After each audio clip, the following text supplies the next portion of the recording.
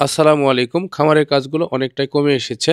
আলহামদুলিল্লাহ আগামীকাল আমাদের মুরগিগুলো উঠাবো। তো মুরগির বাচ্চাগুলো উঠানোর জন্য আমাদেরকে ব্রুডিং এর জায়গা তৈরি করতে হবে। তো ব্রুডিং এর জায়গা আজকে তৈরি করলাম।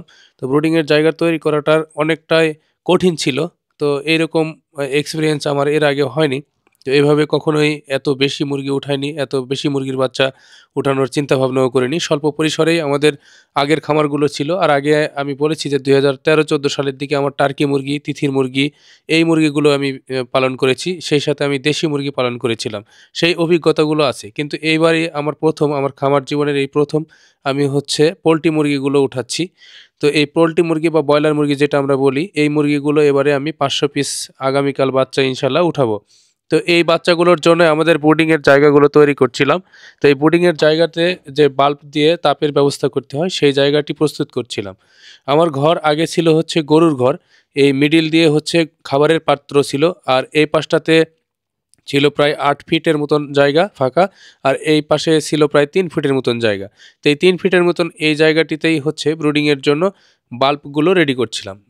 বাল্বগুলো ২৯ তার দিয়ে ২৯ নাম্বার যে তার আছে সেই তার দিয়ে হচ্ছে তৈরি করছিলাম, যাতে এই বাল্বে ভালোভাবেই বাল্বগুলো জ্বলে বা তারগুলো হিট হয়ে নষ্ট না হয়ে যায়। কারণ এখানে প্রায় ১০০ থেকে ২০০ ওয়াটের বাল্বগুলো জ্বলবে। তো বাল্বগুলো ২৪ ঘন্টা জ্বলার কারণে কি হয়, অনেক সময় তারগুলো যদি নরমাল হয় তাহলে ফল্ট হয়ে যায় বা এখানে স্পার্কিং হয়ে আগুন ধরার সম্ভাবনা থাকে। খামারের নিরাপত্তা রক্ষার্থে আমরা ২৯ নাম্বার তারই এখানে ব্যবহার করলাম এবং তারগুলো খুব ভালো ছিল, তামার তার। তো এই তারগুলো দিয়েই হোল্ডারগুলো সুন্দরভাবে আমি একদম নিখুঁতভাবে রেডি করছিলাম।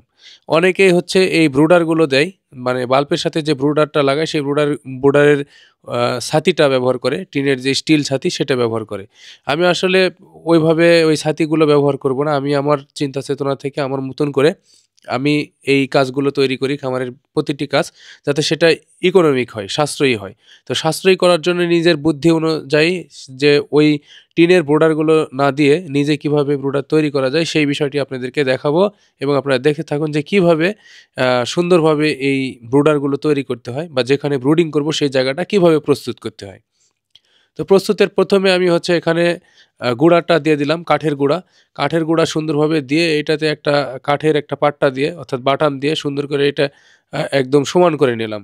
সমতল করে নেওয়ার পরে এটার উপরে হচ্ছে আমি দিয়ে দিব আ ধানের যে তুষটা আছে সেই ধানের তুষ যেটা অটো মিলের সেটা দিতে হবে এইটার উপরে। তারপরে হচ্ছে এইটার উপরে আমরা গ্যাজেট পেপার হচ্ছে একদম বিছিয়ে দেব। তারপরে আমরা মুরগিগুলো নিয়ে এসে এখানে রেখে দেব।